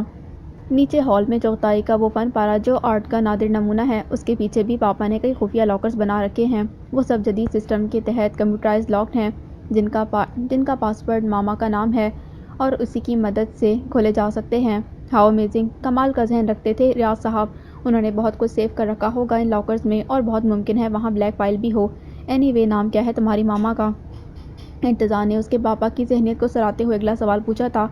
میری ماما کا نام افروز ہے، افروز ریاض احمد، لیکن پاس ورڈ کے علاوہ بھی ایک کوڈ نمبر ہے، اور وہ میں نہیں جانتی ارتضیٰ۔ کیوں؟ وہ چونکا تھا۔ کیا تمہارے پاپا نے اس کوڈ نمبر کو دانستہ خفیہ رکھا تھا یا تمہیں بھول گیا تھا؟ نہیں، بھولی نہیں ہوں، وہ پرسوچ انداز میں بولی۔ پاپا اکثر اپنے سیکرٹ افیئرز یا کچھ ایسے معاملات سے جن میں میری دلچسپی نہ ہو مجھ سے چھپ کر رکھتے تھے۔ وہ ان معاملات کی ڈیلنگ کیسے کرتے تھے اور کس طور کرتے تھے آئی ڈونٹ نو، بٹ یہ ضرور پتہ ہے کہ ان معاملات کو لے کر جو بھی پلان ہوتا تھا وہ صرف پاپا کے دماغ میں فیڈ ہوتا تھا۔ وہ مجھے صرف بزنس افیئرز کی نو ہاؤ دیا کرتے تھے، باقی تمام افیئرز انہی کا درد سر تھے۔ ان کی کوشش ہوتی کہ وہ مسائل کے الجھاؤ میں مجھے نہ پڑنے دیں، لیکن شاید اس کا کوڈ فراز کو پتہ ہوگا، کیونکہ وہ جب بھی گھر پر آتا تو پاپا اکثر اسی سے ان لاکرز میں ڈاکومنٹس رکھوایا یا نکلوایا کرتے تھے۔ فراز ان کا ہمراز بھی تھا۔ آر یو شور؟ ارتضیٰ نے بغور اسے دیکھا تھا۔ ایبسلیوٹلی شور، وہ پورے اعتماد سے بولی تھی۔ فراز یقیناً ہماری مدد کر سکے گا ان کوڈ نمبرز کے لیے۔ اوکے، تم ریاض صاحب کے گھر میں میرے ساتھ چلو گی، لیکن آج نہیں کل۔ ارتضیٰ کا انداز فیصلہ کن تھا۔ آج مجھے فراز سے ملنا ہے، اس کی والدہ کو بھی سمجھانا اور سنبھالنا ہے، کیونکہ میرے ماتحت چند سپاہیوں کی بدولت وہ خاصی تکلیف اٹھا چکی ہیں۔ مجھے ابھی ان سے معذرت کرنی ہے کہ فراز سے اتنی تاخیری ملاقات کیوں کروائی گئی، ورنہ فراز کو ماں کی انسلٹ کا یہ دکھ زخمی حالت میں اور کمزور بنا جائے گا۔ آپ ٹھیک کہتے ہیں، فراز کا خیال رکھنا ہمارا فرض ہے ارتضیٰ، وہ پاپا کا بہت چہیتا تھا، اس کی پروٹیکشن آپ کی ذمہ داری ہے، آپ کو اسے اور آنٹی کو ہر حال میں مطمئن کرنا ہوگا۔ نگین مغموم سی ہو گئی تھی۔ Not to worry about this, Irtiza نے دھیرے سے اس کے رخسار کو چھوا تھا، سب ٹھیک ہو جائے گا، تم گھبراؤ نہیں، اللہ کرے ایسا ہی ہو۔ وہ جیسے بدائی تھی، امید پر دنیا قائم ہے مائی ڈیئر، خود کو امید دلاؤ، آنے والا وقت یقیناً ہم سب کے لیے پہلے سے بہتر ہوگا۔ ڈر لگتا ہے ارتضیٰ، جانے کیوں بدلتے حالات اور پل پر بدلتی صورتحال مجھے خوف میں مبتلا کر دیتی ہے۔ پھر وہی خوف، دس از ناٹ فیئر نگین، تم میری بیوی ہو، ایک پولیس آفیسر کی جانے جانان، please don't be so coward. نہیں، بزدل نہیں ہوں میں، آپ کی محبت میرے اعتماد کو ضرور بڑھائے گی۔ وہ مسکرائی تو ارتضیٰ کے بدن میں جان آئی تھی۔ Thanks God. اس کمرے میں اجالا ہوا۔ کھل کر مسکراتی تو باہر امٹتے بادل بھی بدل جاتے میری جان۔ نگین کی دھیمی سی خوبصورت مسکان کو پاتے ہی ارتضیٰ نے شوخی کی تو وہ فوراً کرسی سے اٹھ کھڑی ہوئی۔ کیا میں اب جاؤں؟ ہاں جاؤ، وہ سب تمہارے انتظار میں ہوں گی۔ آج کمرے میں دیر ہو گئی ہے اور یہ دیر بوا کو پریشانی میں مبتلا کر سکتی ہے۔ صرف بوا کو؟ نگین نے ہنس کر اسے دیکھا۔ ساتھ امی کو بھی شامل کر لیں۔ اولڈ وومن بہت وہمی ہوتی ہیں۔ Just keep your limit. اب جاؤ یہاں سے۔ ارتضیٰ نے مصنوعی سنجیدگی سے اسے ڈپتا تو وہ کھل کر ہنس گئی تھی۔ Okay sir, I respect your orders, لیکن جانے سے پہلے یہ تو پوچھنا پڑے گا کہ ناشتہ لے آؤں کمرے میں یا آپ؟ نہیں، میں بھی وہیں آ رہا ہوں، ذرا فریش ہو جاؤں۔ ارتضیٰ نے تیزی سے اس کی بات قطع کرتے قدم واش روم کی طرف بڑھائے تو نگین کمرے سے نکل آئی تھی۔ اسے اب ہر حال میں ارتضیٰ کا ساتھ دینا تھا۔ ہسپتال پہنچتے ہی ارتضیٰ کو پہلی خبر یہ ملی کہ فراز کو ICU سے پرائیویٹ روم میں منتقل کر دیا گیا تھا۔ وہ سیدھا وہیں چلا آیا تھا۔ ارتضیٰ کو دیکھتے ہی فراز کی والدہ نے ہاتھ روک لیا۔ وہ بیٹے کو سوپ پلا رہی تھیں۔ ارتضیٰ پر نگاہ پڑتے ہی فراز کا چہرہ بھی کھل اٹھا تھا۔ السلام علیکم، ارتضیٰ نے اندر آتے ہی بشاشت سے کہا۔ وعلیکم السلام، آپ یقیناً ارتضیٰ ہیں؟ فراز کی والدہ نے سلام کا جواب دیتے ہی جیسے تصدیق چاہی تھی۔ وہ ان کے اس سوالیہ انداز پر بے حساب شرمندہ ہوا۔ آج دوسری بار فراز کی والدہ سے مل رہا تھا۔ پہلی بار انہی کے گھر پر تب ملا جب ریاض صاحب کی میت تدفین کے لیے لائی گئی تھی اور وہ نگین کو ساتھ لے کر وہاں آیا تھا۔ اس افراتفری کے عالم میں فراز کی والدہ سے صحیح طور پر تعارف نہیں ہوا تھا۔ فراز کے اغوا کے بعد وہ رسمی ملاقات کے لیے انہیں ملنے گیا تھا، ورنہ اصل ذمہ داری تو اس نے SP رانا کے سپرد کر رکھی تھی، جس نے فراز کی امی کو ڈھارس دی تھی اور انہیں ارتضیٰ کے بتائے ہوئے نرسنگ ہوم میں ٹھہرایا ہوا تھا۔ ارتضیٰ کا ارادہ تھا کہ موقع پاتے ہی وہ نرسنگ ہوم جائے گا، لیکن بعد کی مصروفیات نے اسے وقت نکالنے نہ دیا، اور آج فراز کی واپسی کے بعد ارتضیٰ بے حد اچانک ان کے سامنے کھڑا تھا۔ آپ کا اندازہ درست ہے آنٹی، میں ارتضیٰ ہوں۔ خوش رہیے بیٹا۔ نگین کیسی ہے؟ ان کا اگلا سوال یکسر الگ نوعیت کا تھا۔ حالانکہ ارتضیٰ کو یقین تھا کہ وہ خاتون اب اس کے سپاہیوں کی بدسلوکی پر سوال اٹھائیں گی، لیکن یہ ان کی اعلیٰ ظرفی تھی کہ وہ ماتھے پر شکن لائے بغیر ایک الگ بات کا جواب مانگ رہی تھیں۔ نگین اب ٹھیک ہے اور فراز کے لیے بے قرار تھی۔ وہ اس کی بازیابی کے بعد سے ملنے کی خواہشمند ہے، لیکن اس کے تحفظ کے پیش نظر میں یہ ملاقات کروانے سے قاصر ہوں۔ میں جانتی ہوں بیٹا، ویسے بھی وہ دوہرے صدمے کا شکار ہے بیچاری، باپ بھی گیا اور گھر بار بھی۔ اب ایک اکیلی لڑکی حالات کی ستم ظریفی کو کس طور پر سہ پائے گی؟ وہ تو ٹوٹ جائے گی نا۔ وہ ہمدردی سے بولیں تو فراز نے مسکرا کر ماں کا ہاتھ تھام لیا اور ارتضیٰ کو شوخ نگاہی سے تارتا ہوا بولا، اب نگین اکیلی کہاں ہے امی؟ وہ نگین ریاض سے نگین ارتضیٰ ہو چکی ہے۔ کیا مطلب؟ نگین نے شادی کر لی؟ وہ بے حد شوق سی ہو کر پوچھ رہی تھیں۔ جی امی، اور آپ جن سے شرف گفتگو فرما رہی ہیں وہی نگین کے شوہر نامدار ہیں۔ وہ ہنستے ہوئے بولا تو اس کی شرارت پر ارتضیٰ بھی بے ساختہ مسکرایا تھا۔ ہاتھ بڑھا کر فراز کا ہاتھ دوستانہ گرم جوشی سے دبا کر بولا، لگتا ہے اب کافی بہتر ہو۔ کیسا محسوس کر رہے ہو فراز؟ نہ پوچھیے، وہ کھلکھلایا تھا۔ کیا میرے چہرے کی رونق آپ سے کچھ نہیں کہہ رہی ارتضیٰ؟ کہہ تو رہی ہے یار۔ ارتضیٰ نے اس کی آنکھوں میں جھانکا تھا۔ یہی کہ ماں کا پیار پاتے ہی ہر انسان جی اٹھتا ہے، ٹھیک سمجھے آپ؟ وہ جذباتی ہو گیا اور ماں کے گرد بازو ڈال کر انہیں قریب کرتا ہوا بولا، جب سے امی آئی ہیں لگتا ہی نہیں میں کسی عذاب میں گرفتار تھا۔ سچ جانیے ارتضیٰ، من کے اندر تک سکون اتر آیا ہے۔ یہ سکون صرف تمہارے نہیں میرے اندر بھی اترا ہے میرے لال۔ میں تمہارے بغیر جیسے مر چکی تھی۔ اس کی امی نے اٹھ کر فراز کو باہوں میں کھینچ لیا تھا۔ اس کی آنکھیں ڈبڈبا رہی تھیں۔ ارتضیٰ کے دل میں ایک درد سا جاگا تھا۔ وہ آگے آیا اور ان کے آگے ہاتھ جوڑ کر معذرت کرتے ہوئے بولا، مجھے معاف کر دیجیے آنٹی، میرے چند سپاہیوں کی وجہ سے رات بھر آپ اذیت کا شکار رہیں۔ اگر میرے علم میں ہوتا تو آپ کو فراز کے بارے میں اطلاع مل چکی ہے تو میں خود جا کر آپ کو لے آتا، لیکن کیا مطلب؟ فراز نے ماں کے آغوش سے سر اٹھا کر ارتضیٰ کو دیکھا۔ اس کے چہرے پر تشویش کے سائے تھے۔ آپ کہنا کیا چاہتے ہیں ارتضیٰ؟ میری امی رات بھر کون سی اذیت میں مبتلا رہی ہیں؟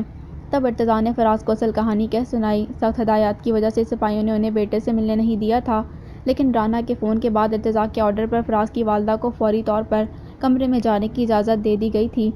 وہ سب کچھ ہائی الرٹ کی وجہ سے ہوا تھا۔ اس نے اس تاخیر پر فراز سے بھی معذرت چاہی، لیکن وہ ارتضیٰ کو جواب دینے کی بجائے ماں کی طرف پلٹ کر پریشانی سے بولا، آپ مجھے کچھ اور کہہ رہی تھیں امی؟ اپنی آمد کی کہانی میں آپ کا بیان مختلف ہے۔ آپ کو کس نے اطلاع دی کہ میں ہاسپٹل میں ہوں؟ مجھے نگین نے فون کیا تھا، وہ قدرے بدحواسی سے بولی۔ نگین نے؟ فراز ہی نہیں، اس بار ارتضیٰ بھی اچھل پڑا تھا۔ نو، دیٹس ناٹ پاسبل۔ نگین آپ کو کیسے فون کر سکتی ہے؟ اسے اس بارے میں کچھ علم ہی نہیں تھا۔ فراز کی والدہ گھبرا کر بیٹے کو دیکھنے لگیں۔ میں جھوٹ کیوں بولوں گی فراز، فون نگین نے ہی کیا تھا۔ او گاڈ، کوئی نیا گل کھل چکا ہے Irtaza. There is something wrong you know. Faraz کی فوری ریئیکشن پر ارتضیٰ کی پیشانی شکنوں سے بھر گئی تھی۔ وہ تیزی سے بولا، پلیز آنٹی مجھے بتائیے نگین نے آپ سے کیا کہا تھا، پلیز ساری بات بتائیے مجھے۔ وہ خاصی خوفزدہ لگ رہی تھیں۔ ارتضیٰ کے سوال کے جواب میں خشک ہوتے گلے سے بولی، کل رات تقریباً 8 بجے فون آیا تھا، وارڈن نے کہا آپ کا فون ہے تو میں سننے چلی آئی تھی۔ کوئی لڑکی بات کر رہی تھی، اس نے کہا وہ نگین ہے۔ میں نے آواز پر غور نہیں کیا بلکہ اس کے کچھ کہنے سے پہلے میں نے ہی اس کی خیریت دریافت کی تھی۔ اس نے سکون سے میری بات کا جواب دیا اور فراز کی گمشدگی پر اظہار افسوس کرتے ہوئے کہا کہ وہ مجبور تھی اسی لیے وقت پر میرے کام نہ آ سکی، پر اس نے مجھے فراز کے مل جانے کی خوشخبری سنائی تھی اور اس اسپتال کا بتا کر یہ بھی بتایا کہ فراز اب بہتر ہے اور اس کی حالت خطرے سے باہر ہے۔ میں چاہوں تو ابھی جا کر اپنے بیٹے سے مل سکتی ہوں۔ وہ لمحہ بھر رکی پھر ارتضیٰ کو اعتبار دلانے کی کوشش میں بولی، یقین کرو بیٹا، وہ اطلاع میرے لیے نئی زندگی ملنے کی نوید تھی۔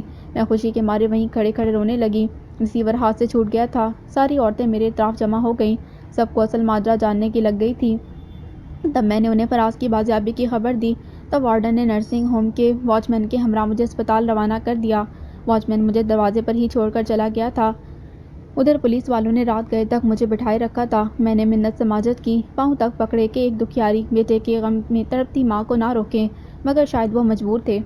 ارتضیٰ، وہ آگے بڑھ آئیں، اس کے سر پر ہاتھ پھیر کر شفقت سے بولی، مجھے تم سے یا تمہاری پولیس سے کوئی شکوہ نہیں ہے بیٹا، میرا بچہ زندہ سلامت ہے، میرے لیے بس یہی کافی ہے۔ میری دنیا اندھیر ہونے سے بچ گئی اور مجھے کیا چاہیے۔ وہ مڑ کر فراز کو دیوانہ وار چومنے لگی، لیکن ارتضیٰ کا دماغ گھوم گیا تھا۔ وہ حد درجہ بے یقینی کا شکار تھا۔ نگین یہ سب نہیں کر سکتی۔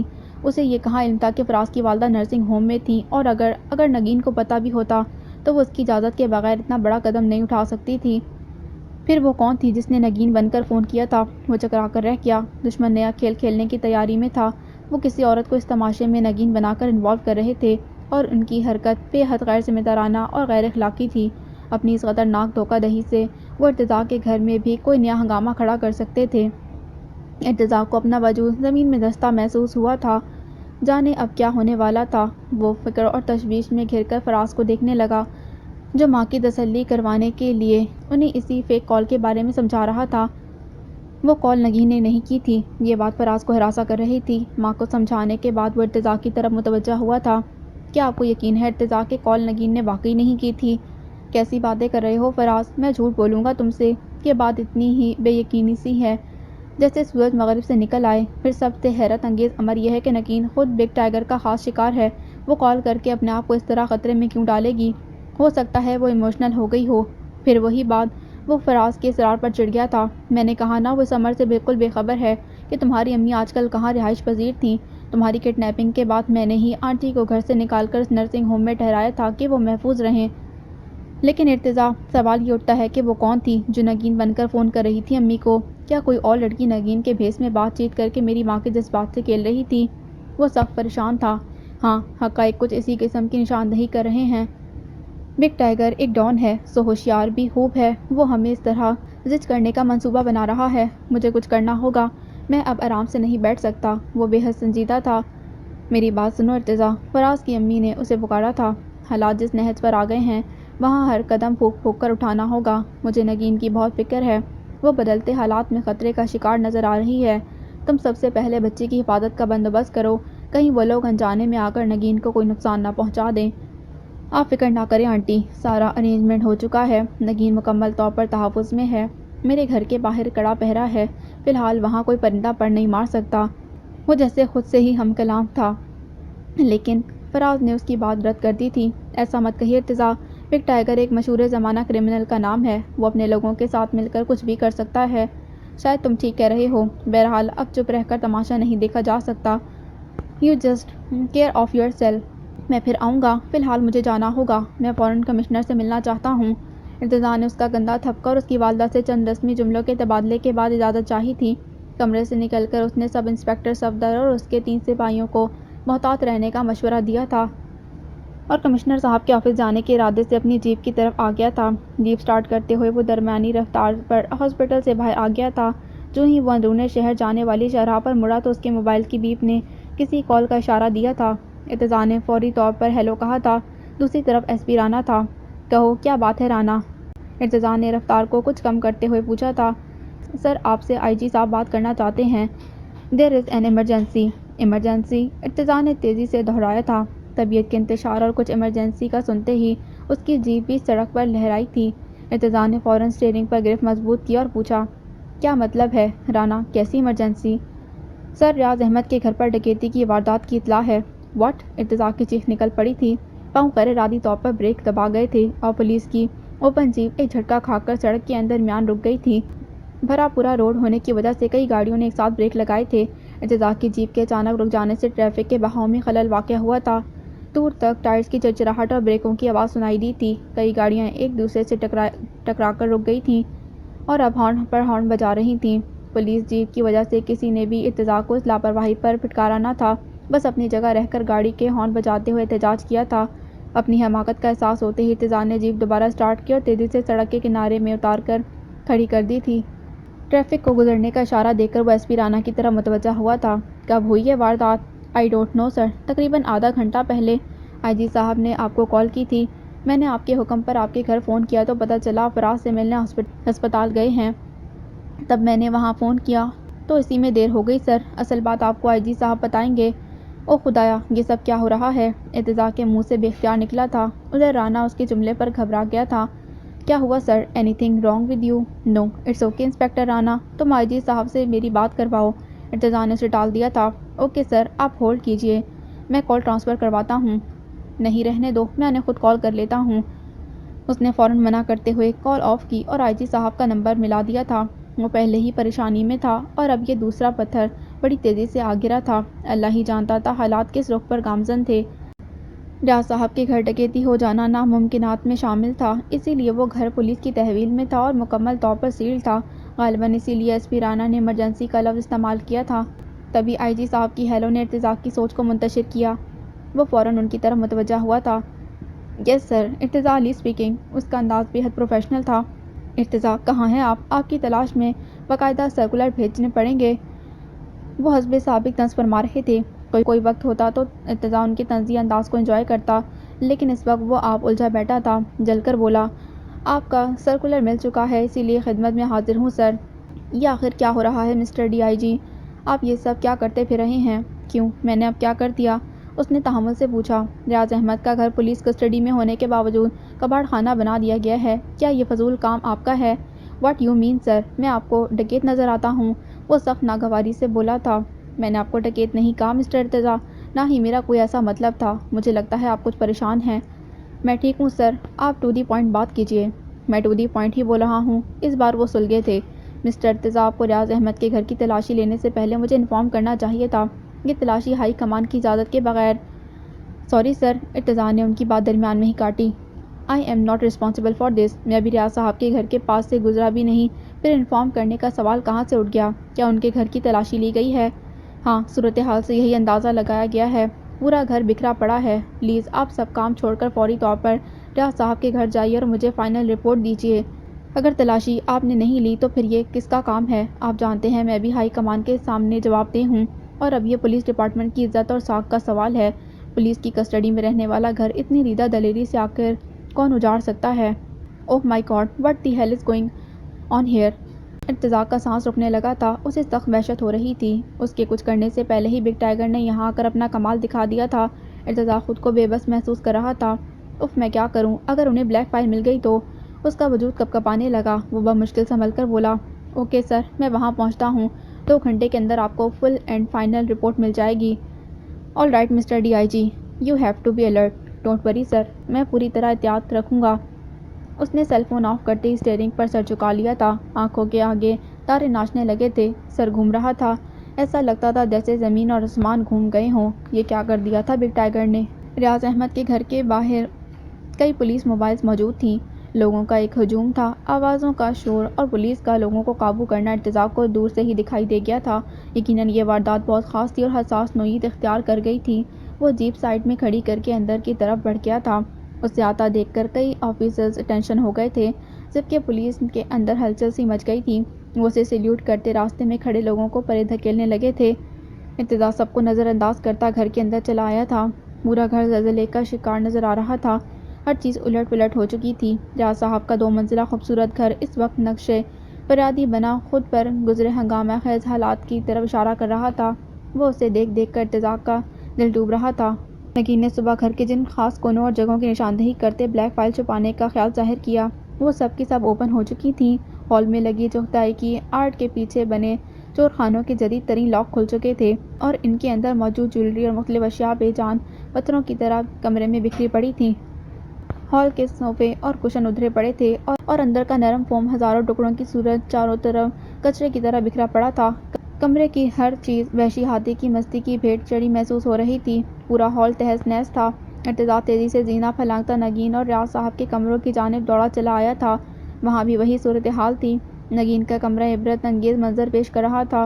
اس کے جدید تراش خراش کے ملبوسات، بیش قیمت جیولری، کتابیں اور ضروریات کی چیزیں پورے کمرے میں بکھیر دی گئی تھیں، جبکہ راز احمد کے کمرے میں بھونچال آ گیا تھا۔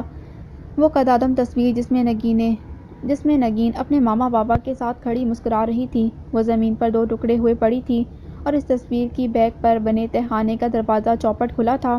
دوسری طرف کتابوں کی الماری کا وہ سیکرٹ ریوالونگ ڈور جس کے پیچھے آہنی سیف تھا، اپنی بربادی پر نوحہ کنا تھا۔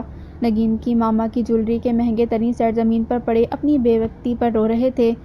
سونا، چاندی اور جواہرات مٹی پڑے ہوئے تھے۔ مختلف دستاویز اور کاغذات کتابوں سمیت چاروں طرف بکھری کسی قیامت صغریٰ کا منظر پیش کر رہی تھیں۔ ارتزاق کو ایسا محسوس ہوا جیسے دم گھٹ رہا ہو۔ بے بسی کے شدید احساس کے ساتھ وہ چکراتے سر کو تھام کر ریاض صاحب کے بیڈ پر بیٹھ گیا تھا۔ ایک ساتھ بہت سی سوچیں ذہن کی دیواروں سے ٹکرا رہی تھیں۔ وہ سخت وحشت اور جنون میں مبتلا تھا۔ دانت پر دانت جمائے وہ جبڑے بھیجے بیٹھا چاروں اور خالی خالی نظروں سے دیکھ رہا تھا۔ اس کی مٹھیاں سختی سے بند تھیں، جیسے ارتزاق اپنی اضطراری کیفیت کو سنبھالنے کی تگ و دو کر رہا ہو، لیکن ایک خیال اپنی پوری شدت کے ساتھ اس کے اضطراری انداز کو وحشت میں بدل رہا تھا کہ کوئی شخص اس کے کمرے میں ہونے والی گفتگو کے سیاق و سباق سے کسی حساس ٹرانسمیٹر کے تھرو مکمل طور پر واقفیت رکھتا تھا۔ آج صبح ہی نگین اور اس کے درمیان بلیک فائل کو لے کر جو بات چیت ہوئی تھی، اس کا ری ایکشن ایک رزلٹ کی صورت چاروں طرف بکھرا پڑا تھا۔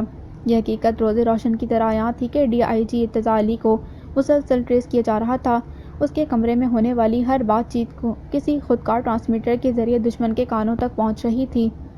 لیکن وہ حساس نوعیت کا ٹرانسمیٹر کہاں فکس تھا، ارتضیٰ نہیں جانتا تھا۔ بس اس ہولناک انکشاف نے اس کا پورا وجود ہلا کر رکھ دیا تھا۔ دشمن اس کے اندازے سے کہیں زیادہ طاقتور تھا۔ اس نے پولیس کے اعلیٰ عہدیداروں کو بھی اپنے کھیل میں کسی کھلونے کی طرح استعمال کر ڈالا تھا۔ ارتضیٰ جیسے زلزلوں اور طوفان کی زد پر تھا۔ شاید اب تلک وہ بلیک فائل بگ ٹائیگر کی تحویل میں پہنچ چکی تھی۔ اب ملک میں تخریب کاری کا بازار گرم ہونے کا امکان کئی گنا بڑھ گیا تھا اور ارتضیٰ اس تخریب کاری کو روکنے کے لیے کوئی سیف کارنر تلاش نہ کر سکا تھا۔ اس کے سارے منصوبے دھرے کے دھرے رہ گئے تھے۔ وہ کوئی ایک مثبت قدم اٹھانے کی پوزیشن میں نہ رہا تھا۔ ارتضیٰ کا مشن ناکامی کی حدود کو چھو رہا تھا۔ بگ ٹائیگر اور اس کے گروہ نے اسے نااہل ثابت کر دیا تھا۔ وہ ایک ذہین اور زیرک پولیس آفیسر سے زیادہ شاطر ثابت ہوئے تھے، جنہوں نے نگین کی باتوں کی روشنی میں کس سہولت سے ریاض صاحب کے گھر کو کھنگال کر وہ بلیک فائل کسی نہ کسی کونے سے برآمد کر لی ہوگی، اور اب اس لٹے پٹے گھر میں کیا باقی رہ گیا تھا۔ وہ الجھے ذہن کے ساتھ پریشان حال اطراف میں نظریں دوڑا رہا تھا۔ اسے اپنا وجود بے جان لگ رہا تھا۔ کیا ہوا سر؟ آپ کی طبیعت تو ٹھیک ہے نا؟ علاقے کے ایس ایچ او اس کی بدترین حالت اور اڑی رنگت کو دیکھ کر پوچھا تھا۔ Please go and get me some water. اس نے بامشکل خود کو سنبھال کر پانی مانگا تھا۔ Okay sir. وہ فوراً ہی گلاس بھر کر لے آیا تھا۔ ارتضیٰ نے ایک ہی سانس میں گٹ گٹ پانی چڑھایا اور سوکھتے گلے کو تر کیا۔ گلاس ایس ایچ او کی طرف بڑھا دیا تھا۔ پلیز ایک اور گلاس دے دیجیے، میرا دل گھبرا رہا ہے۔ سر، مجھے لگتا ہے آپ کچھ ٹھیک نہیں ہیں۔ کیا میں کسی آفیسر کو بلاؤں آپ کے لیے؟ وہ کچھ ڈر سا گیا تھا۔ نہیں، مجھے کسی کی مدد نہیں چاہیے۔ میں کچھ اچھا فیل نہیں کر رہا، مجھے چکر آ رہے ہیں۔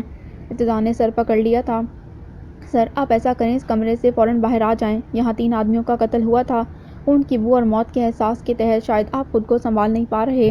آپ کو کھلی ہوا میں جا کر لمبے لمبے سانس لینے چاہیے۔ وہ ہمدردی سے بولا تو ارتضیٰ کا دل چاہا وہ پوری قوت سے چیخ اٹھے اور بار بار کہے کہ وہ خوفزدہ نہیں ہے، صرف اپنی شکست کے جان لیوا احساس کے ہاتھوں ٹوٹ پھوٹ گیا ہے۔ بگ ٹائیگر نے اسے نہ صرف ٹریس کیا بلکہ ٹریپ کر کے ہر جگہ اپنی برتری ثابت کر دی تھی۔ شاید اب اس منحوس بلیک فائل کا حصول ناممکن رہا تھا، مگر وہ کچھ نہ کہہ سکا تھا۔ اس ایس ایچ او نے خود ہی اس کا ہاتھ پکڑا اور کمرے سے باہر لے آیا تھا۔ باہر آتے ہی تازہ ہوا نے جیسے ارتضیٰ کو اندر کی گھٹن سے نجات دی تھی۔ وہ ایس ایچ او کے مشورے کو مان کر لمبے لمبے سانسوں کے ساتھ آکسیجن اپنے اندر اتارنے لگا تھا۔ اس طرح اسے سکون ملا تھا جب ہی موبائل میں زندگی کے آثار جاگے تھے۔ ارتضیٰ نے بے دلی سے موبائل آن کرتے ہوئے ہیلو کہا۔ دوسری طرف IG صاحب تھے۔ "What's your Irtaza?"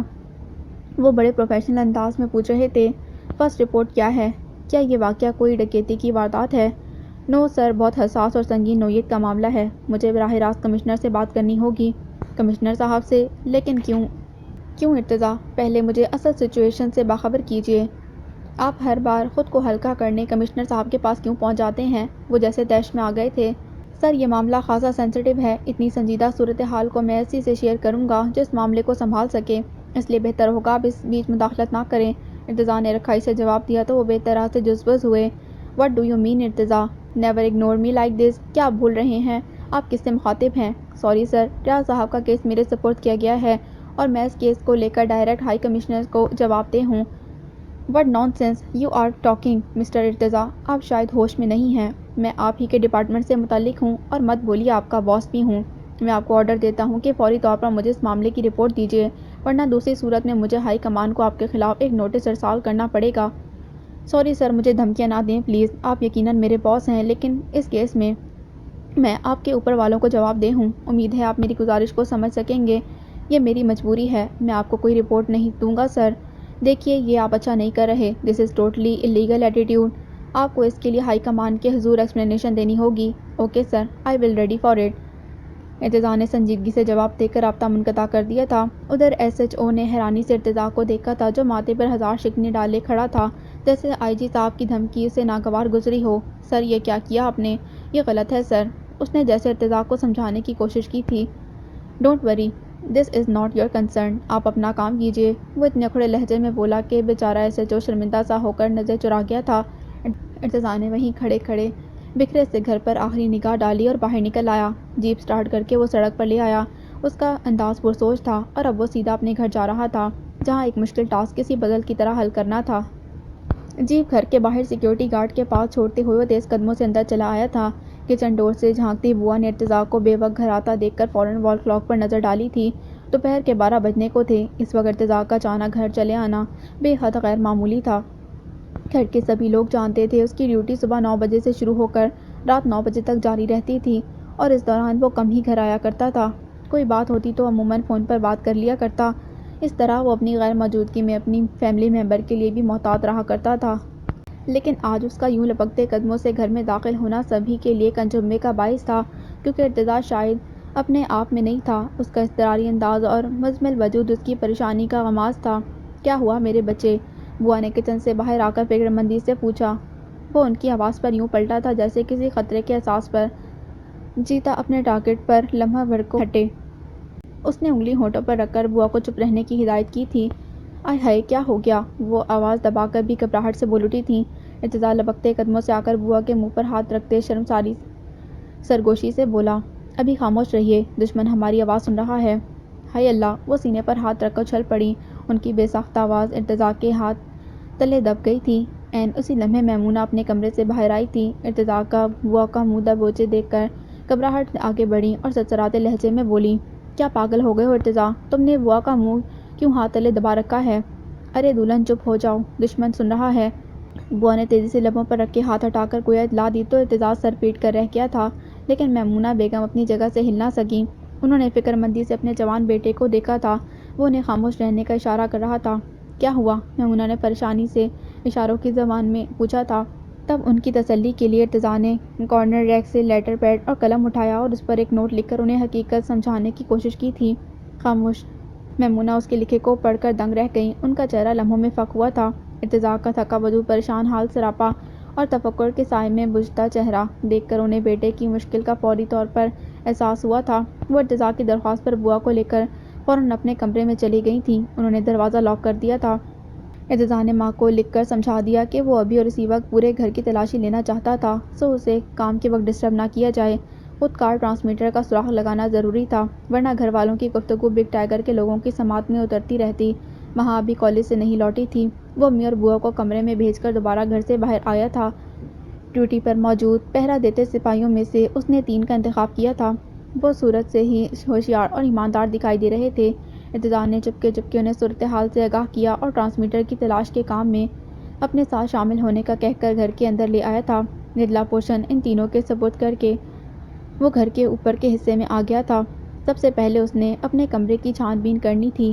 صبح نگین اور اس کے درمیان ہونے والی باتوں کو جس طرح سنا گیا تھا، اس کی روشنی میں ریاض صاحب کے گھر کی تلاشی لی گئی تھی، اور جس انداز سے لی گئی تھی اس نے حقیقت واضح کر دی تھی کہ ایک پاورفل ٹرانسمیٹر ارتضیٰ کے بیڈ روم میں نصب کیا گیا تھا۔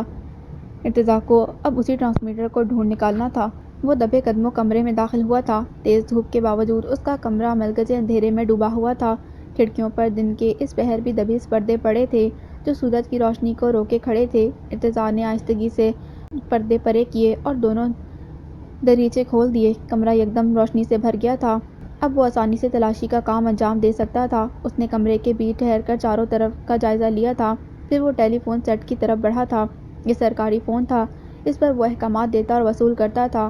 ابھی وہ فون سیٹ کے نزدیک پہنچا ہی تھا کہ واش روم سے پانی گرنے کی آواز نے اسے چوکنا کیا تھا۔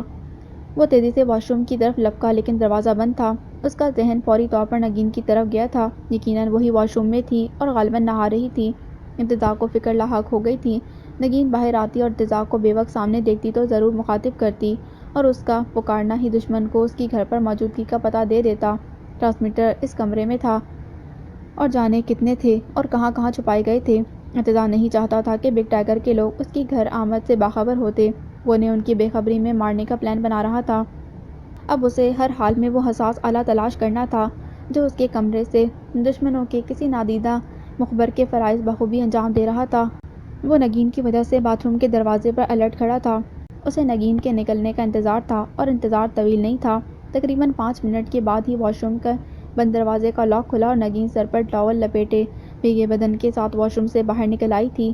ارتضیٰ کی نگاہیں اس کا جائزہ لینے لگیں۔ ایک بڑے ٹاول سے نگین نے اپنے نازک بدن کو ڈھانپ رکھا تھا۔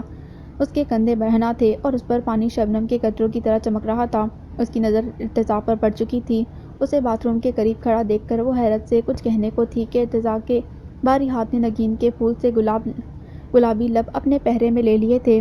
اس کی اچانک کھینچ لینے پر وہ ارتضیٰ کے آئینی بدن سے آ ٹکرائی تھی۔ ارتضیٰ کی گرفت مکمل طور پر اس کا احاطہ کیے ہوئے تھی۔ کچھ اس طرح کہ نگین کی پشت اس کے توانا جسم کے ساتھ جڑ سی گئی تھی۔ وہ اسے بازوؤں میں جکڑے یوں ہی بیڈ کے پاس لے آیا تھا۔ اسے وہاں بٹھا کر چپ رہنے کا اشارہ کیا اور سائڈ ٹیبل سے ڈائری اٹھا کر تیزی سے کچھ لکھنے لگا تھا۔ نگین ہوک بنی اس کی اس ایکٹیویٹی کو دیکھ رہی تھی۔ اسے اپنے آپ سے شرم آ رہی تھی۔ وہ ارتضیٰ کی غیر موجودگی کے باعث اس حلیے میں واش روم سے نکلی تھی۔ اب اسے کیا پتہ تھا کہ وہ اچانک ہی وہاں نازل ہو جائے گا، ورنہ وہ بات گاؤن پہن کر باہر نکلتی۔ بڑے سے ٹاول میں لپٹا اپنا وجود نگین کو ندامت میں ڈبوئے جا رہا تھا۔ کچھ دیر بعد ارتضیٰ نے قلم روک کر ڈائری چپ بیٹھی نگین کی طرف بڑھا دی تھی۔ نگین نے تولیے سے رگڑ کر ہاتھ پوچھے اور ڈائری پکڑی، اور اب اس کی نگاہ تیزی سے ارتضیٰ کے لکھے نوٹ کو پڑھ رہی تھی۔ جیسے جیسے وہ پڑھتی جاتی ویسے ہر لفظ نگین کے وجود میں دھماکے کرتا جا رہا تھا۔ وہ شاکڈ سی ہو کر بے یقینی سے پڑھ رہی تھی۔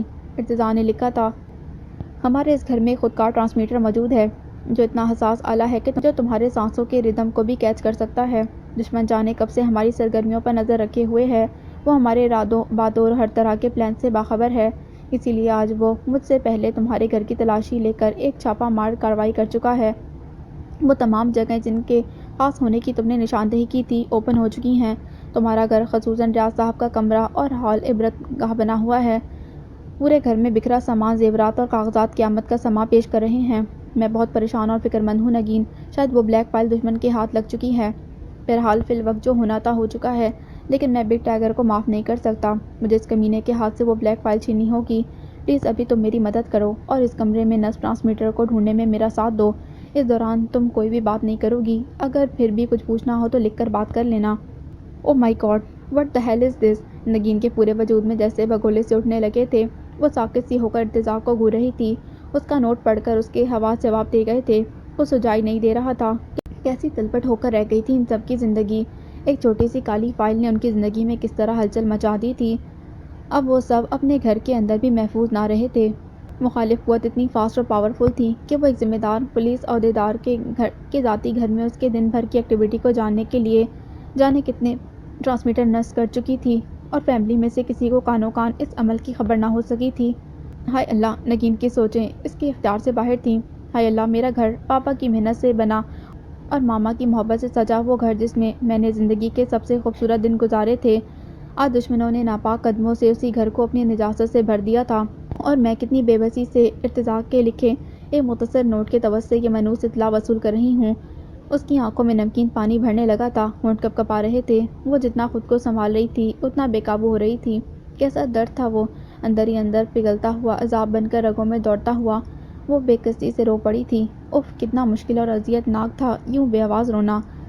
وہ چیخنا چاہتی تھی، احتجاج کرنا چاہتی تھی، لیکن بگ ٹائیگر اور اس کے لوگوں نے اسے وہاں بھی کمزور بنا ڈالا تھا۔ وہ کتنی مجبور اور لاچار تھی، کوئی قصور نہیں تھا اس کا، کسی معاملے میں شراکت داری نہ تھی اس کی، لیکن پھر بھی وہ آج قاتل تھی، پھر بھی آج مجرم تھی، اور ستم یہ کہ پھر بھی وہ آج بے بس تھی، بیزار تھی۔ نگین اپنی سسکیاں اندر ہی اندر دفن کر رہی تھی۔ وہ یوں لاچار بیٹھی تھی جیسے سب کچھ ہار بیٹھی ہو۔ اس کی ابتر حالت اور زرد ہوتی رنگت دیکھ کر تزا نزدیک آ گیا تھا۔ نگین کے سر پر ہاتھ رکھ کر وہ جیسے اپنا ہونے کا احساس دلا رہا تھا، اسے بے زبانی کے احساس کے ساتھ جیسے تسلی دے رہا تھا، لیکن وہ حد درجہ شکستہ دکھائی دے رہی تھی۔ اس کی آنکھوں سے ابلتا اشکوں کا سیلاب تھمنا نہیں چاہتا تھا۔ وہ بے آواز روئے جا رہی تھی، بس روئے جا رہی تھی۔